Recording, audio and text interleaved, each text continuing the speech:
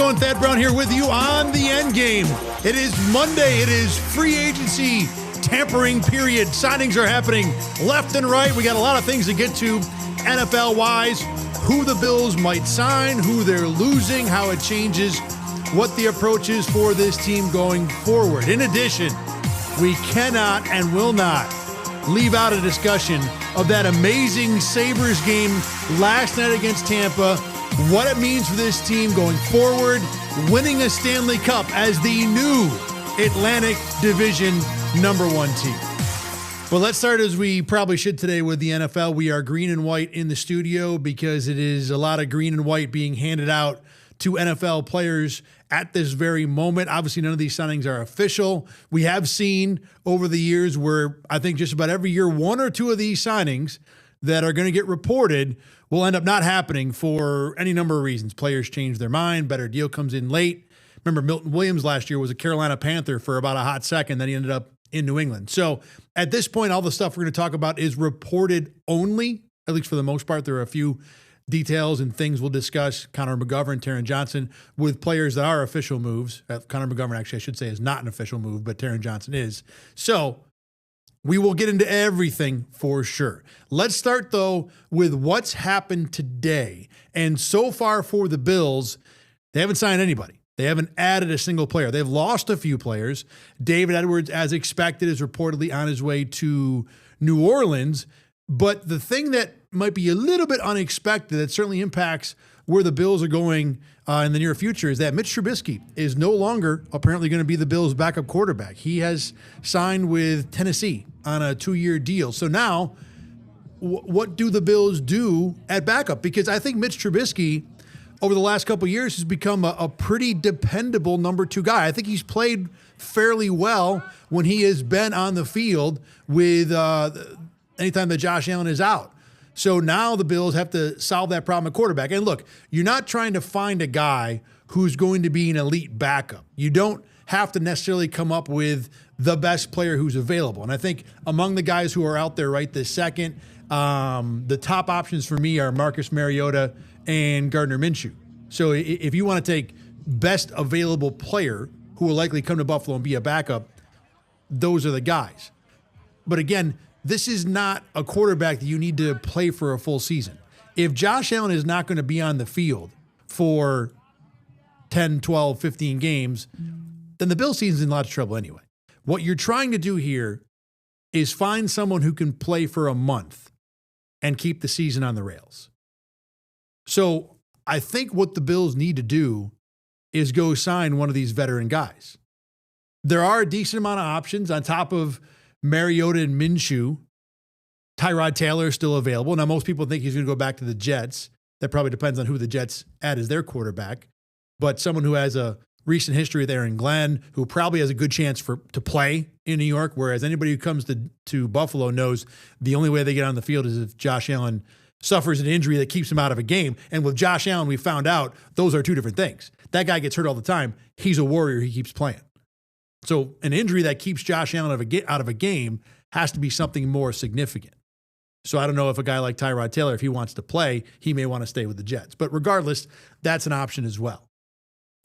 Jimmy Garoppolo is a name you might hear thrown around only because in this NFL world, which many of us view as a statistically driven decision-making process. In other words, the guy with the best numbers is the guy you want to have. When really, a lot of what the NFL is what any other job is. It's who you know. Well, new quarterbacks coach Bo Hardegree worked with Jimmy Garoppolo when they were both with the Raiders a few years ago. So does that make Jimmy G a reasonable backup option? I think it's something that will get discussed over at One Bills Drive. One thing I've seen a lot of fans suggest and throw out to me on X over the last hour or so is that the Bills should draft somebody to be the backup. Now, I'll tell you, I've been on the train of Buffalo spending a late round pick on a quarterback the last couple of years. That's easier said than done. Obviously, the Bills have players they like and want. So if some of those players are available in late rounds, you're probably more inclined to grab a corner or a defensive lineman who you think might have a chance to play as opposed to the backup quarterback that you really hope never plays. regardless, I do think it's a smart idea for a team like the Bills at some point to go out and draft a younger guy and keep him around and develop him, maybe turn him into a dependable number 2 quarterback. And if he does get in and looks good, or if he looks good in preseason games, maybe that's still an asset that you can flip and trade at some point. So you draft a guy in the 5th round, you put him on the field a little bit. You hope he doesn't play in the regular season, but if he does, you hope he plays well. And then maybe towards the end of his career, after 2 or 3 years, you turn around and trade him for a 5th or a 4th round pick. So basically you get to rent the guy for free, more or less. I've always thought that, not always, but lately with the Bills, that it would behoove them to be able to bring someone in young with some upside to kind of groom up a little bit, as opposed to just cycling through whatever best friend of Josh Allen happens to be available to be the backup quarterback. So I do think that's a viable strategy in terms of adding to the quarterback depth chart, to draft a guy. But I also don't think that's who you want to depend on if something goes bad. If Josh Allen gets hurt week 3, let's say he strains his shoulder muscle or something, he's going to miss 3 to 4 weeks. You do not want a 5th round rookie as the guy who might have to play the Ravens, Patriots, Rams, and Chiefs in 4 consecutive weeks. You know, that's a recipe for going 1-3. And as we found out last year with New England, where they are in this division, the margin is not very wide between 1st and 2nd place in the AFC East, whereas the path through the playoffs is ridiculously different. So I don't want to have to depend on that 5th round rookie to save my season if Josh Allen has some sort of month-long reason to miss games. So I think it has to be a veteran. And again, it doesn't have to be Mariota and Minshew or Garoppolo.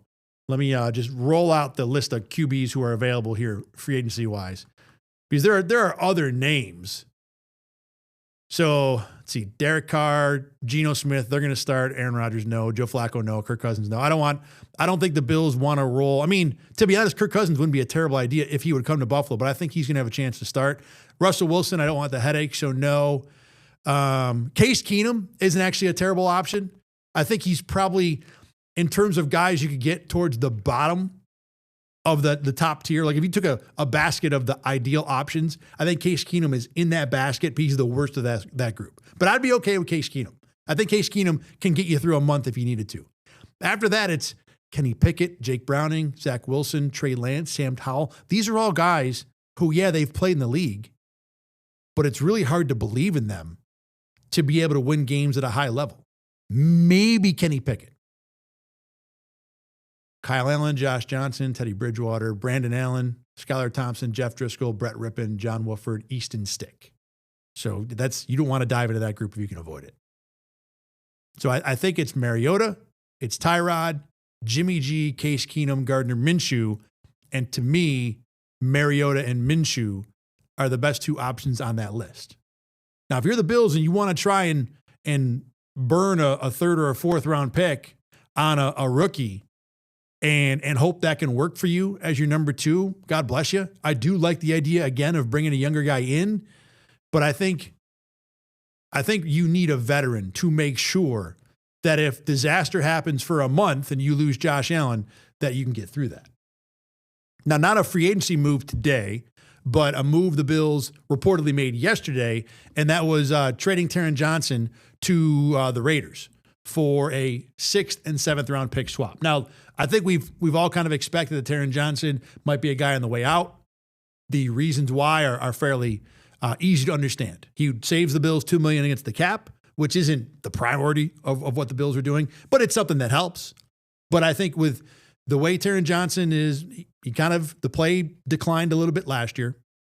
He's getting up there in age. He's going to turn 30 in July. So I think, especially you want to talk about positions that can drop off at 30. I know running back is the one that gets the most problem. They're the ones that are at the top of the list for positions that can't succeed once you're 30 years old. Receiver and corner are right there. And I know Taron Johnson's a nickel corner, not necessarily an outside corner. It's still not too dissimilar. So there's good reason to believe that a significant decline might be on the way. And this is the time to part ways with Taron Johnson.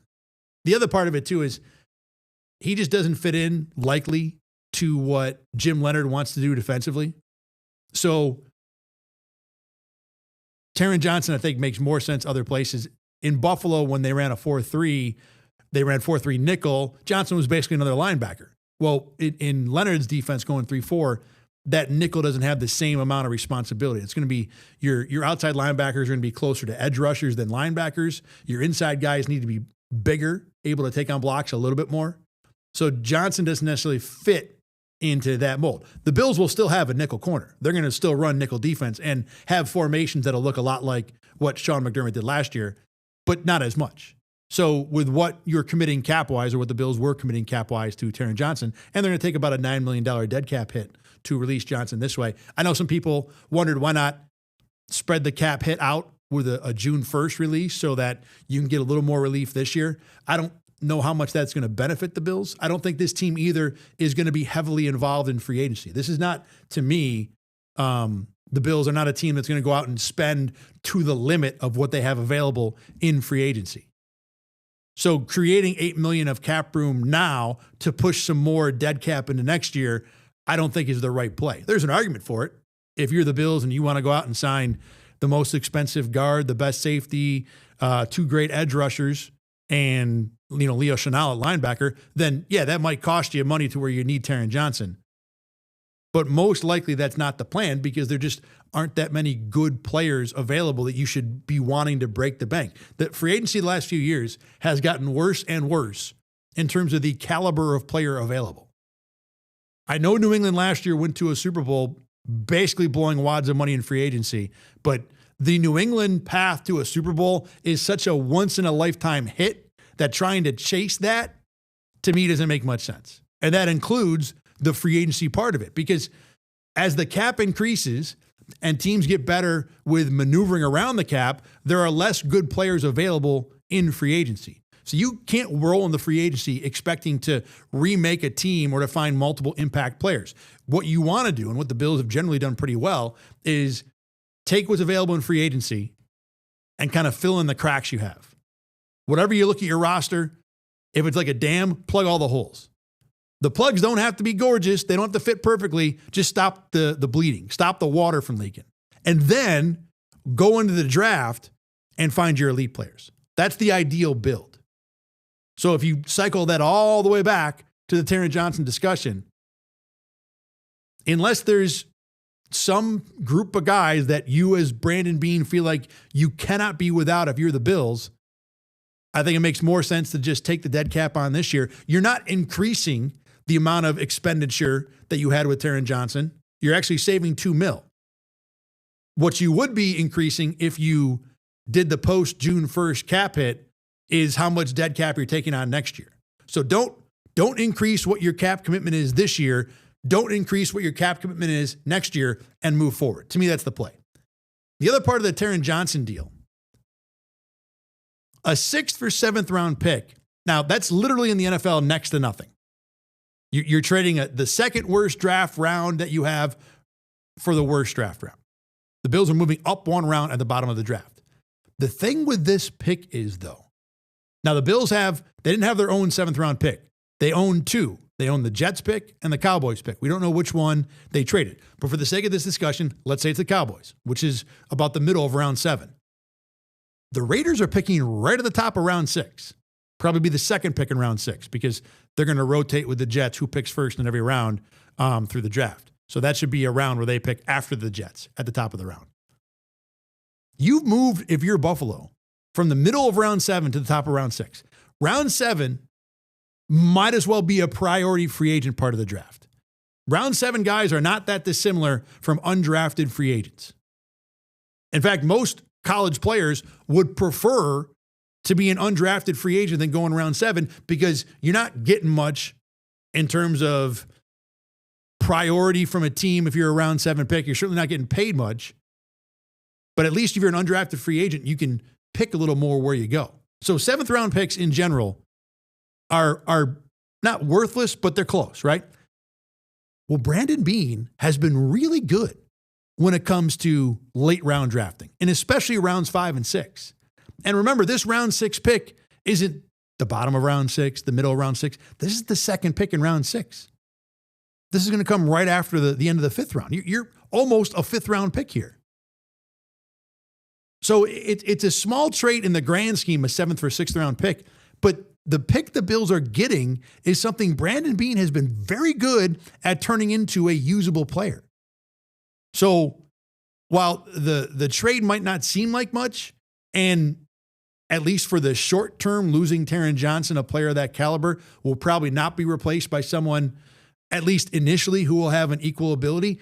But man, that top of the 6th round pick to me cannot be overlooked as a reasonably good asset the Bills just grabbed in this Taron Johnson trade. The other big Bills note from the weekend prior to free agency here was locking up Connor McGovern on a 3-year, $42 million deal. At first, my first reaction was, you are paying Connor McGovern the 3rd most money in the league by average per year. It's actually 2nd most by guarantees among centers for a guy who's probably not a top 2 or 3 center in the NFL. That's probably Aaron Brewer from Miami in some order, Creed Humphrey and Tyler Linderbaum, right? So you're giving top 5 money to a guy who's probably not a top 5 player. He's close, but he's probably not, right? So that feels expensive. Well, today, Tyler Linderbaum signs with the Raiders, 3 years, $81 million. So to just run through the math for you quick, the Raiders are giving Tyler Linderbaum $27 million per year. The Bills are giving Connor McGovern $13 million per year. Now, a lot of that's funny money, obviously, and the guaranteed money is more important. Let me see if I can find the Linderbaum guaranteed money. But the point here is that there is no world where Tyler Linderbaum is twice the player that Connor McGovern is. Not even close. I mean, he might be 15% more the player that Linderbaum is. I mean, Linderbaum is making $9 million more per year than Creed Humphrey, who I think most people probably think is the best center in the NFL. $60 million guaranteed for Linderbaum. And McGovern got, I think, like $30 million. So the Bills getting Connor McGovern for 50% of Tyler Linderbaum's contract is an incredible deal. You can't ask for anything better than the way those two contracts stack up. Now, Linderbaum will probably go down as a one-off type deal. Because again, not only is he not twice as good as Connor McGovern, he's also not $10 million per year or $9 million per year better than Creed Humphrey. So every center contract compared to Linderbaum is going to look good. And the other thing too, the Raiders had oodles of cap room. Moving on from Max Crosby, help there. They already had gobs of cap room to begin with. Crosby created more. At some point, you have to spend money on somebody. We talk about the salary cap all the time. Remember, there's a salary floor too. So no matter who you are in the NFL, you need to spend money at some point. And if you're the Raiders and you're going to bring in a rookie quarterback to build around, the best center in the NFL, or one of them, is a great idea no matter what the cost is. So yeah, this contract is wildly exorbitant and not comparable. If you're the Chiefs with Humphrey, if you're the Dolphins with Brewer, if you're the Bills with Connor McGovern, you are counting your lucky stars that you signed all those guys before Linderbaum signed. And that for sure is another feather in Brandon Beane's cap. But as a fair comparison, this Linderbaum contract is so out of the world, you almost roll your eyes at it. Bottom line for the Bills, though, you keep Connor McGovern in-house. You prevent from having to change out 2 parts of your offensive line, 40% of your offensive line that's been probably your best unit outside of quarterback on the team. So you keep 4 guys in, you keep the center in. And although the center is usually responsible for a number of protections, make some calls, communication, stuff like that, I think in Buffalo, Josh Allen handles more of that. Certainly more than your average quarterback.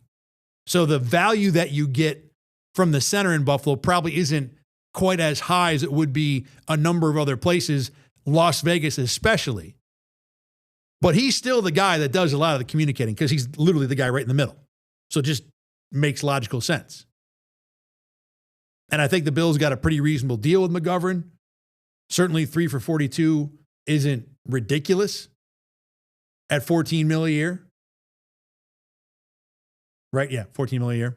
So the Bills did good with McGovern. And I thought most of the offseason they would probably keep one of McGovern or Edwards. I didn't even put it out of the realm that Brandon Beane would keep both, but keeping one was the thing that made the most sense. And McGovern, I think, was the better guy to keep from the point of view of A, he's the center, so he handles a little more of the communication. B, the Bills gave him his shot at center. I remember he talked to me about how when he signed as a guard, the Bills kind of told him that we want to move you over to center. They didn't really specifically spell it out as whenever Mitch Morse leaves, we'll move you over. But that was kind of the implication when McGovern signed in Buffalo. He grew up a center, was a center in college, got moved to guard in the NFL, wanted to go back. The Bills gave him that shot. So I think that made McGovern a little more willing to accept a cheaper, more team-friendly contract than Edwards would have. Not that Edwards wasn't happy in Buffalo. I think he was. But Edwards was a starter with the Rams, came to Buffalo initially as a sixth offensive lineman, didn't really need to rebuild his reputation as a guard, but I think certainly as a non-starter for a year had to push that back in the right direction. Did so wildly well. Has earned every dollar that he's going to get, signed with the Saints apparently. So McGovern was going to be cheaper. He was going to be a little more valuable in terms of his position. I think he was going to be willing to sign a little cheaper based on the history he's had with the Bills. So it made more sense for me for McGovern to come back, even if I will say that I think last year Edwards was the better player. I'm a big David Edwards fan. That guy is a ridiculous athlete for how big he is.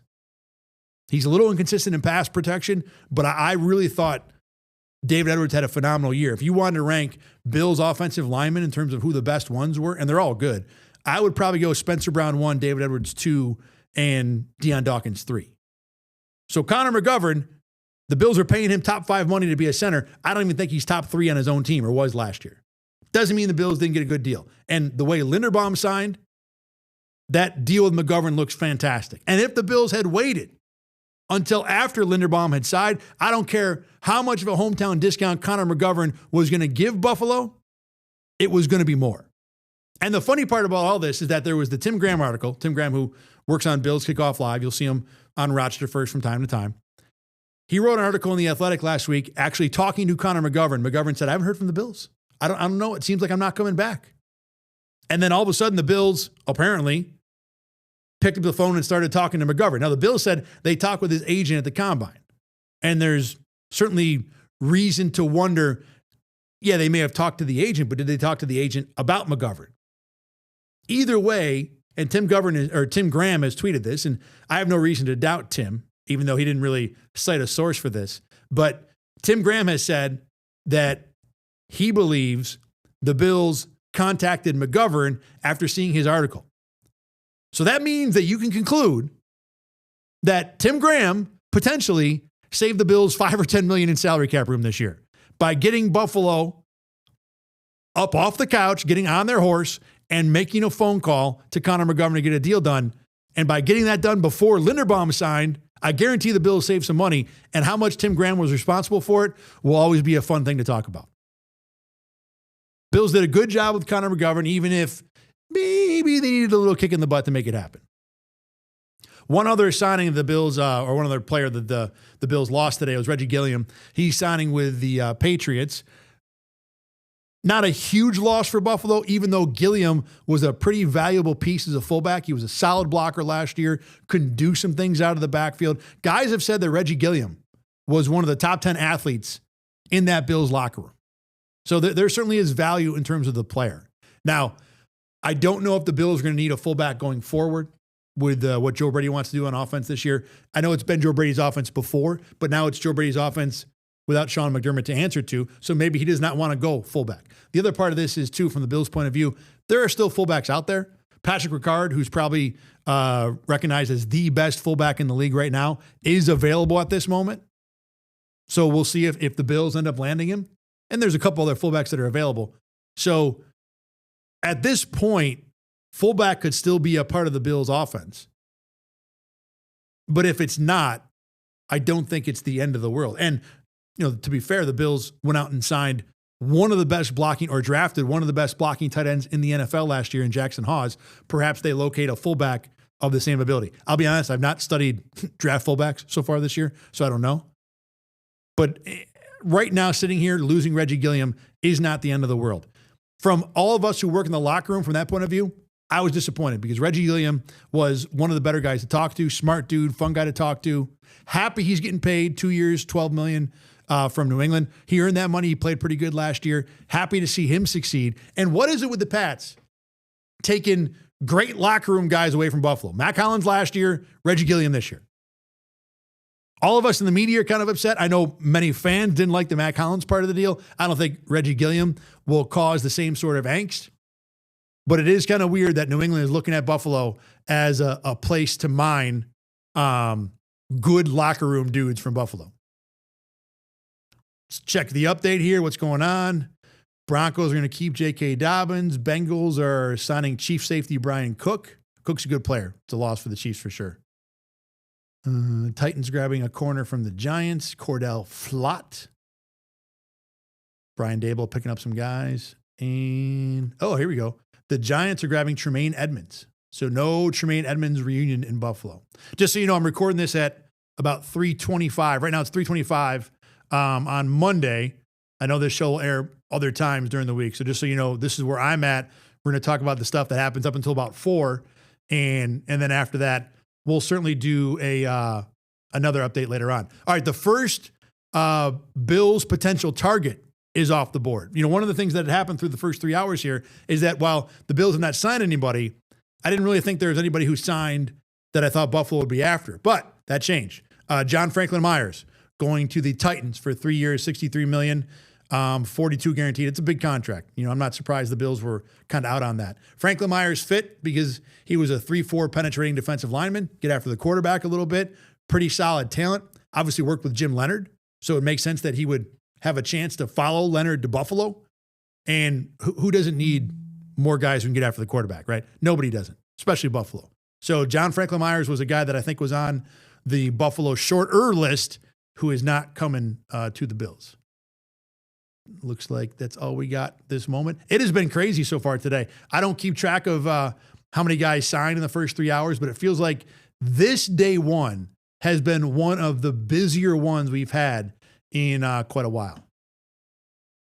All right, let's move on to a couple of other signings, or at least one other one here. Malik Willis goes to the Dolphins for 3 years and $67 million. Interesting move. In the world in the NFL where Sam Darnold and Baker Mayfield can be cast aside by their original teams and then picked up by other places and succeed, and in Sam Darnold's case, succeed wildly, now everybody's after the next guy, right? Who's the next quarterback who was drafted somewhat high, who didn't work out and placed one, that's going to go somewhere else and be better? And Malik Willis this year is probably the best candidate. I might argue for Mac Jones, totally different discussion. So the Dolphins are the team that are going to take the swing on Malik Willis. With Willis, I will say that I really don't buy him as this guy, as the Darnold Mayfield 3.0 guy. Number one, Darnold and Mayfield came into the league with ridiculous arm talent. Mayfield was thought to be one of the most accurate throwers coming out of college. Sam Darnold could make every throw, on the run, upside down, downfield short, didn't matter. Those things were true the moment they walked into the NFL. Now, Malik Willis has a strong and powerful arm,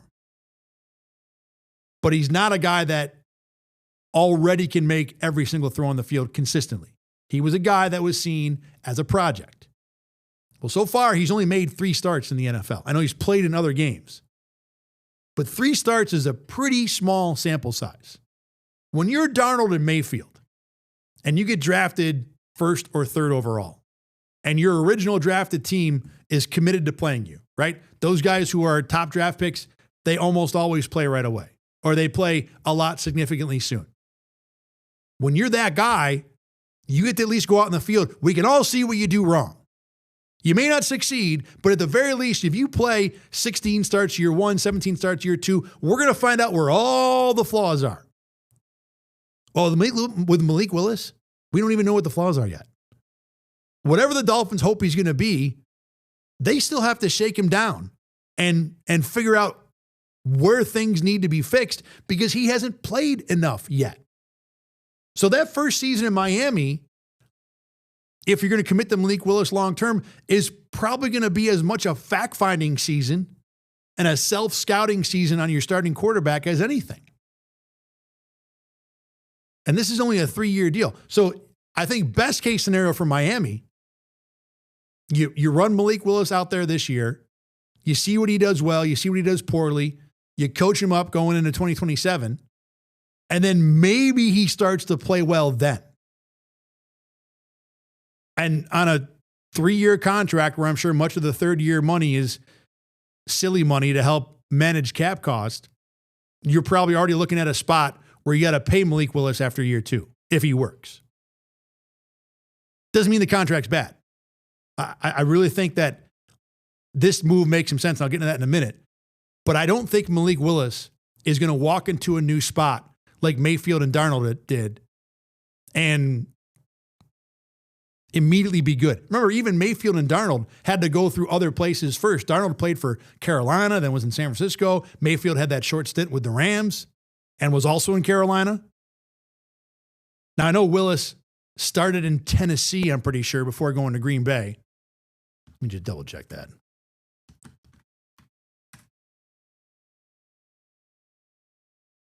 But either way, yeah, Tennessee first and Green Bay. Okay. Either way, we still have not seen what Malik Willis can and can't do. I mean, the guy is throwing the ball 155 times in the NFL. That's a month. That's a month for an average starting quarterback. So I don't think Malik Willis may down the road turn into the next Mayfield and Darnold. But that's not going to happen probably until like 2028, maybe 2027. Now, from the Dolphins' point of view, I think this does make some sense, though, because here's what happens. You give Malik Willis a 1-year tryout. If it totally explodes, yeah, you're on the hook for him for next year, and that's unfortunate. But if it's bad, well, then you're probably drafting high, right? And you can take one of the good quarterbacks that are available in next year's draft. If it works, well, then it works, and you found your quarterback. So for Miami to take this swing, and while they might have to commit to Malik Willis for 2 years, one way or another, it feels like they are likely to at least come out with something at quarterback. Either Willis makes enough, is successful enough that you can stay with him, or he's so bad, you just draft somebody next year anyway. And even if you end up drafting somebody in 27 and you're committed to Malik Willis, well, now you can play Willis probably for another year and let your rookie develop at his own pace and not put pressure on that guy to show up and be Darnold Mayfield 3.0, but the first half of their career when they were bad. So I think the Malik Willis signing does make sense from the Dolphins' point of view, even if everything about what Miami's done this offseason looks like a team that's trying to tear it down to the studs. And remember, they still have Devon Achane and Jalen Waddle and a really good center in Aaron Brewer. So there are some pieces on that offense already. And Willis is coming with Jeff Hafley, the former defensive coordinator in Green Bay, to Miami. So there's at least a relationship with the quarterback, between the coach and the quarterback. So I do think this Willis signing from Miami makes a good amount of sense, even if I'm very skeptical on Malik Willis becoming that next succeed in his later part of his career type quarterback, the next Darnold and Mayfield. All right, let's take a break. When we come back here, got to talk about the Sabres. Got to talk about that amazing game. One of the most incredible games you will ever see in hockey, and it is another reason why people in Buffalo are going bananas, Western New York too, about pro hockey right now in this region. We'll talk about that after a break. My name is Thad Brown. This is the Endgame. You're watching Rock One, and we're back.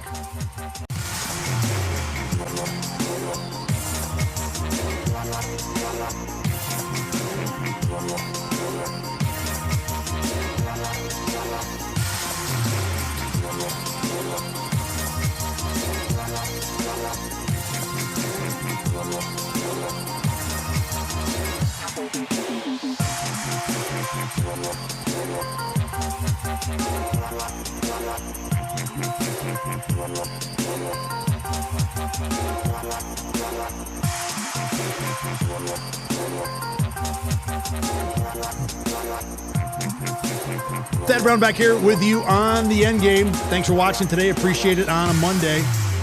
Excuse me. Kayla Carr will be in a little bit to do You See This. But right now, let's talk about that hockey game last night. One of the most incredible games in Sabres history. Probably not the most incredible just because it's not a playoff game. Obviously, this is a team that's been to the Stanley Cup Finals. But 15 goals, 100 penalty minutes.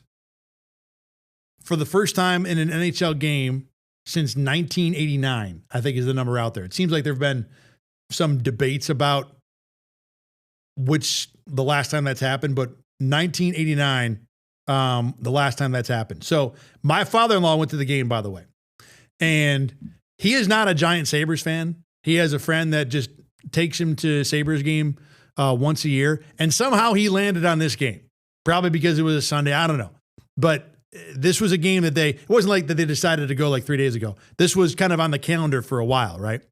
So I asked him, as someone who's not a giant hockey fan, just happy to be out and doing it, what it was like.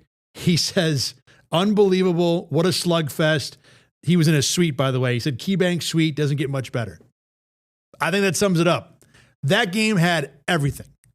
It had the fights. It had the goals. It had great offense. It had breakaways. It had everything. And for a fan base in the Sabres that have been starving for any sort of hockey success, to have that game, it's almost like the Sabres this year are trying to make up for 14 years of missing the playoffs all at once. That game last night was probably worth like 2008 through 2011 by itself. Unbelievable. And the thing that stands out for me in terms of the most encouraging part of this is how many times the Sabres took an uppercut from one of the NHL's best teams and kept right on trucking. You think about the early part of that game when Tampa was being physical, starting fights, the Brandon Hagel play at the beginning of the second period, which was, just awful. He got fined $5,000 for that today. Doesn't seem like much. Apparently that's the most that he can get fined. But just essentially went after Rasmus Dahlin for no particular reason. I'm sure there was a reason regardless. The first 23 minutes were enough to get 100 penalty minutes. There were 102 penalty minutes in this game. Only 2 happened after that Hagel fight. So the Lightning decided they were going to play bully ball. They were going to roll into Buffalo and assert their dominance. And the funny thing is, the more Tampa fought, the more Sabres just kept on scoring power play goals. They were down 3-0, Tampa was, early in the second period, all on power play goals. So Tampa came in and wanted to swing, and wanted to throw hands, and wanted to just walk around as the bully on the corner in the division. And the Sabres just laughed at it and scored 3 goals and put Tampa in a big hole. That was uppercut number 1 they survived. The funny part is that after Tampa stopped being idiots and started playing hockey, the Lightning played really well. After the Hagel penalty and the goal there, the power play goal that came from that double minor, Tampa scored 6 of the next 7. When they weren't trying to be foolish and just get into fights, they were the far better team for a solid 20 minutes. So Buffalo then had to weather the Lightning playing like a legit good hockey team, and they got down 7-5, and they didn't have a problem with that either. They scored 3 goals in the last 10 minutes to win the game. It didn't matter that one of the Tampa goals was accidentally kicked in by one of their own players. To be honest, you might argue that 2 of them were. The Sabres took that 6-1 run, got down 2 goals in the third period with 10 minutes to go, and still won the game. And didn't need overtime, didn't need a shootout, didn't need some last-minute heroics. They were up the last 4 minutes of the game. They gave up 6 goals in a 25-ish minute span and still played well enough that they had to protect the lead for 4 minutes. Right now, there is nothing this Sabres team can't do. There is no obstacle that they cannot overcome. There is nothing in this league, maybe short of the Avalanche, that should scare Buffalo. They have the talent and the toughness and the grit, the G word everybody loves in hockey. They have shown everything that you want to see out of a playoff team. And you almost saw all of it in this one damn game on a Sunday evening in Buffalo. So I'm super happy for Sabres fans and the way this team has turned it around. I think that it's still kind of mystifying how it happened. This team was in last place the first week of December, and we're now in the first week of March, and they're in first place 3 months. They've scored 58 or gotten 58 points out of a possible 70 in their last 35 games, which is a ridiculous pace. They've won 7 in a row. They've beaten the best team in their own division, not the first place team, that's Buffalo. The other best team in their division twice in the last week, once on a back-to-back playing in their building. The second time when they got down 2 goals twice in the third period. This is an incredible run and an incredible team. This is something certainly special that's happening in Buffalo right now. And that game on Sunday night is going to be the poster child for this Sabres turnaround. No matter what happens in the playoffs, they are not going to see anything worse than what Tampa doled out in this 60-minute extravaganza on Sunday. Whether it's physical play, whether it's scoring ability, talent, whatever it is, experience, toughness, it can't get any worse or any more adverse than what Tampa showed Buffalo on this Sunday. Again, maybe except for Colorado. And the Sabres weathered it. They weathered it with a smile. They won that game relatively comfortably. Again, no overtime needed, no shootout, no last-minute heroics. They just protected a 1-goal lead like good teams do twice a week all season long. And that, to me, is the most impressive part of what about this Sunday. That they took 2 giant uppercuts from Tampa, one literal physical early, and then one on the scoreboard, and handled them both without being shook and won the game. Now, like we've talked about, the Sabres' goalposts have moved now. Making the playoffs is no longer the goal. They're basically in right now. The Sabres' goalposts right now are the Stanley Cup. And the concern that you have coming out of that game is that, yeah, you won giving up 6 goals, but you're not going to give up 6 out of 7 in many playoff games and win. And where they are goaltending-wise, I think is a concern. Ukko-Pekka Luukkonen did not play well. And this is what I think UPL has been through his career, going back to when he was in Rochester. You'll get a month or two, maybe 5 or 6 weeks, where he'll be amazing. He'll look like an elite number 1 goalie.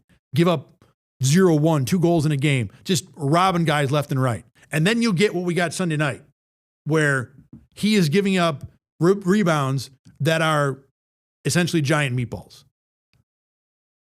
I don't think the Sabres make it all the way through a Stanley Cup postseason with the goaltending they got Sunday night, even if they made it through that game and it was amazing.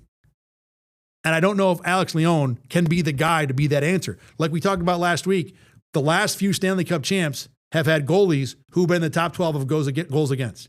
The Sabres don't have that right now. Close, but they don't have it right now. And UPL did not play like that guy on Sunday night. So for the Sabres to get where they now think they should be going, and they deserve to think it, especially after what we saw Sunday night, the goaltending has to be better. And they could go with Lyon instead of UPL. I think UPL has got the better ceiling, but like I've said, he's always been inconsistent.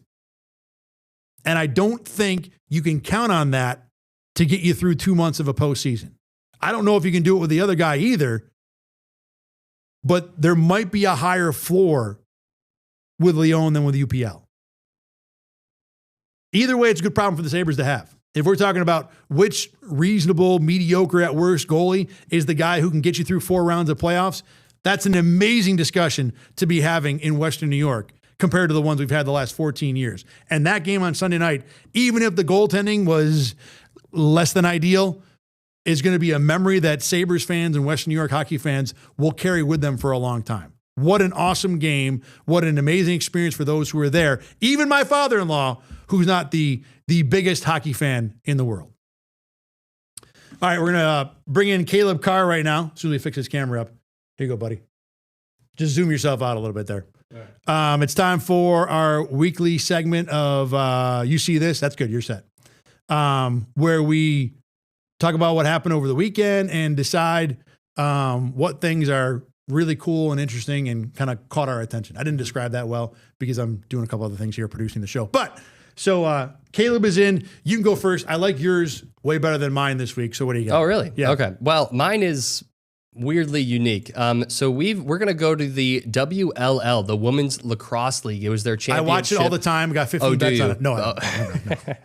Well, this didn't get a whole ton of media attention, and it's not a huge surprise. No offense to women's sports or lacrosse, but I doubt the WLL is a top priority for a lot of people. But this did get a lot of attention because a coach, the California Palms head coach, this was a championship game before the against the California Palms. She's in the green shirt there, right? In the green shirt, yeah. And New York Charging. California coach went onto the field and shoved/tackled a New York player. So an opposing player. An opposing player, yes. So you can kind of see through the pictures. It's the player in the blue who kind of runs into two of the California players, kind of takes a swing at her, and the girls don't wear helmets in this league. So if you hit someone's head with a stick, it's going to hurt. Blatantly illegal too, by the way. Yes, very illegal. Yeah. And there was a flag on that play. Well, apparently the flag wasn't enough for Miss Maddie Buss, her name is. Now, when I say run out onto the field, you can see it's like 2 steps from the sideline, but still, it's a penalty to go on the field, and it's an even bigger one to put your hands on an opposing player. Now, apparently, she only got a 2-minute penalty on this. I don't fully know. Maybe I just don't know too much about lacrosse leagues, but I don't know how a coach gets a 2-minute penalty. I know like in hockey and lacrosse, you go to a box. Right. I don't know what they do with the coaches. In hockey, you can get bench minors for the coach yelling at the ref. That does happen from time to time. But like this was a 2-minute penalty. So does the coach like have to go sit in the box for 2 minutes? Probably not. They'd put a player over there and then the player would serve the penalty for the coach. Same as you would for like a 2-minute in hockey. Okay, that makes sense. I will say that makes sense. 2 minutes in lacrosse, usually most penalties are either 30 seconds or a minute, at least for the men's game. So 2 minutes was a major type penalty. Yes, because I did do a little bit of research and I found that if a coach goes onto the field for something other than an injury or halftime, then it's a 30-second penalty. So this did get bumped up to a 2-minute, but a lot of people are like, dude, how do you not just eject her? Right. Like, how do you not eject her? I do believe that New York, the opposing team, did end up winning. They were leading when this happened. It was like late in the first half. I think they were leading 9-7. And I do believe that New York did go on to win 18-11. California, New York didn't score during that 2-minute penalty. So California was able to kill off the penalty, but they weren't able to come away with a victory. And then afterwards, she did apologize. You know, she's like, it's good to have energy, but that was way too far. Can't be doing that. Can't be going out into the field. Can't be touching players. Which, yeah. She said it was unsafe. Like, yeah, you're going out into the field where they're in full play. Like there was a flag, but there wasn't like a stoppage. So they were full going, and she just ran out there and pretty much pushed somebody, and that was insane. I haven't seen something like that maybe ever. Is there a video of this? I know we can't show the video. There is video. Yes, you can just look up WLL women's lacrosse head coach or something along those lines, and you should be able to find it. I saw this through Barstool Sports. I'm not the biggest Barstool Sports fan. Join the club. But they do put out a lot of content like within leagues like this. When something like this happens, they're one of the ones that are right on top of it. Go ahead. They're one of the ones that are right on top of it, so I do appreciate them for that, and I found it through them. So you could go look up Barstool Sports on X. You might have to scroll down a little bit. I'm watching it right now. NFL news, but the video is even crazier. I tried to do the pictures as best I could, but they don't give the situation justice. Yeah, I'm watching it right now. I mean, her girl takes a swing. Yeah. I mean, like she takes a shot. Yeah, and she hits her too. It looks like you can see her hair. I think the girl that got hit had a ponytail, and you can see the ponytail flop up, which makes me think she hit it right right on her head, right at the base of that ponytail. Well, it looks like the Palms players in the pink are more the aggressors than the New York players. It almost looked like it. Well, the New York player ran into them, but then it almost looks like the Palms player. Oh, I see where they got mad. Yes. Okay, I missed it the first time. Yeah. And like the weird thing was the coach goes out there and the player's like laughing at first. Yeah, well, she's like, what is happening? I think it was like what in the world happened. And in one of the pictures you can see in the background, another player was like, What are we doing? Yeah. And Are we seeing this? You can see that the coach comes out too, and she's like, stop. You can see like the coach kind of. I think the coach, she stands there. She's like, what? What do we do? What do you mean? Well, I don't know. It was like a wild scenario. The coach is not like pushing the player down. The coach is like, I think she's going out there to kind of separate them, is what it looked like. It looked like that. And then she kind of got too close and the player goes down. Yes. It almost looks like she was going out to separate, but a fight hadn't started. It was like one player took a swing and that's it. And the coach is clearly mad too. You can see she's got like the teeth clenched, like, get on here. It's a wild scenario. If you haven't seen the video, I highly recommend once we wrap up here, you go watch that video. Well, I'll put it on my X right now. So Thad Brown 7 on X. I will retweet. I'll retweet this and then we'll talk about it later. That is, I can never remember anything like that. It is so weird. I mean, I can't remember. You might know his name. There was a Michigan coach a few years ago who took a swing at a player. Oh yeah, I can't remember college his basketball, name. right? Yes, I cannot remember his name. It was an NBA player too. Yes, it was ex NBA player. He was a college coach. Jimmy Howard, is that right? Howard sounds right, but I don't think it was Jimmy. I thought it was a former NBA player. It wasn't Dwight Howard. I can't remember who it was, but he took a swing at I can't remember the team. But it was like in a post. Yes. And but that was in a post-game handshake. That was post-game handshake. Not in the middle of the game being played. Middle of the game going out into the field is something I haven't seen before. Yeah. Wow, that is a bananas situation. I was, all weekend I was like, I'm gonna have to go on UC this. What am I gonna do? Do I want to do college basketball again? I always do college basketball. And then I saw this. I was like, I'm done. I don't have to look any further. All right, real quick. It's free agency day, so I'm just keeping people updated. We talked about the Bills needing a backup quarterback now. Yes. Marcus Mariota just signed with the Commanders. So that is not an option for the Bills. I thought you were giving me some good news here. That is, we'll talk about that. So BKL Nightly, by the way, I'll throw up the video for everybody to see real quick since we're going to talk about it. BKL Nightly's on tonight. It'll be me and Caleb Carr. We will break down further everything that happens from free agency today, all Bills related, everything that the Bills do and don't do and guys they lose, all that stuff. All right. Get back to, you see this here. Let's flip over to mine. And mine is not necessarily an item. It's certainly not nearly as cool or as crazy as that. But I have been kind of impressed wrong graphic. I've been impressed about how the World Baseball Classic seems to be doing better this year. It's more popular. Japan recently had a game where the Emperor attended for the first time. Oh, wow. Sounds pretty cool, right? I don't know who the Emperor is, but that's... The Emperor of Japan. Yes. He's pretty powerful. I don't know who he is. That does sound important. My Emperor tables are not available to me right now. But we've had walk-offs with the Netherlands, Ozzy Albies. Puerto Rico had one. Puerto Rico's in a weird spot where they had a bunch of guys they wanted to play, and then their federation wouldn't let them play. Guys like Lindor and players like that that you would know. And then they have this walk-off in their game at home, so people love it. So the thing that's really gotten to me, it stood out to me, is how much it seems pretty clear that the guys playing it really, really are enjoying it. I mean, there is emotion. There is excitement. Now, not everybody, because Bryce Harper talked about it recently and said, hey, the World Baseball Classic, it ain't the Olympics. And Bryce Harper has a long-standing petition drive, whatever you want to call it, to try and get baseball MLB players to play in the Olympics. And I'm sure coming off what Team USA Hockey did, that he wants to be a part of that, right? So I got no problem with Bryce Harper saying that the WBC is not the Olympics. Because what is? The only other international event that can even be close to the Olympics, and frankly it might be better, in my opinion, is the World Cup. Other than that, there's nothing else. Yeah. The hockey comes close, the Four Nations, all that stuff. Basketball, no. Football doesn't exist. Yeah, this isn't bad, but not in that realm, right? Yeah.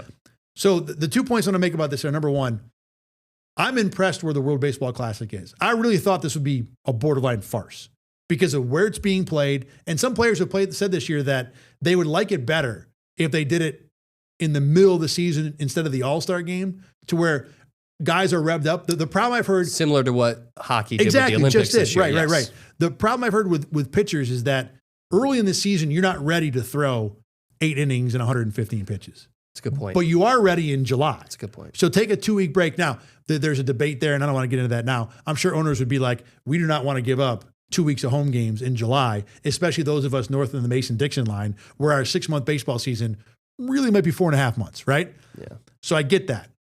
But I'm sure I would agree with the players. I'd rather play it in the middle of the season. Regardless, this has been a huge success for baseball. The players are into it. The fans are into it. You're taking major league players and sticking them in Japan and Australia and Puerto Rico and all these other places and getting attention for your league. And even if it's not the Olympics, and Bryce Harper is right, I think it's been a great success. The one problem that I think they'll have a hard time fixing is that the U.S. is such a heavy favorite. Not that they couldn't lose, they could. That I think it's hard for a Bryce Harper or a Tariq Skubal, the guy who's only going to pitch one time in the WBC, to really get up for it because the U.S. can only lose, right? If they win, they're supposed to win. If they lose, it's a big deal. So there's no gain for these players. So I understand Harper on the Olympics. I understand why the U.S. might not be as enthused. Regardless, I see the WBC as a ridiculous success for MLB. I think it's been great this year. If they did it mid-season, when did you say that would be like July time? Well, that's just roughly? when the All-Star game is. So yeah, I think that would be perfect because the only thing about the World Baseball Classic is I'm not a huge baseball guy, but I am a big college basketball guy. So I've been focusing on college basketball. You got the conference tournaments that I've been starting. Like that's where my focus has been recently. So I haven't been able to focus on the World Baseball Classic as much. But if you do it in July, what else is going on in July? That's a great point. Nothing. The NBA playoffs and NHL playoffs, they've wrapped up by that point. There's no basketball. There's no football. I mean, obviously, you're getting close to like training camp, but whatever. Like a little bit of golf, but that's it. You're right. It'd be huge. Yeah, but golf is also like 2, 3, 4 days that people really care. I think putting it in July would get a lot more. Not that it's not getting a lot of attention right now. It would get double, triple the attention if you put it in July. It's a great point. But good for baseball figuring this out. Oh, yeah, still great. And I've enjoyed it too. I haven't watched it a lot, but it seems like everybody's having an awesome time. It looks awesome. As we get later on, I'm going to be keeping more attention to it. Definitely. Next couple of weeks. All right. For Caleb Carr and Thad Brown, thanks very much for watching. We'll be back on Thursday with much more NFL free agency and Bills discussion. See you then. Get the Rochester First streaming app today for everything you love from News 8 On Demand, plus exclusive shows you won't see anywhere else. Search ROC and download for free on Roku, Amazon Fire, and Apple TV.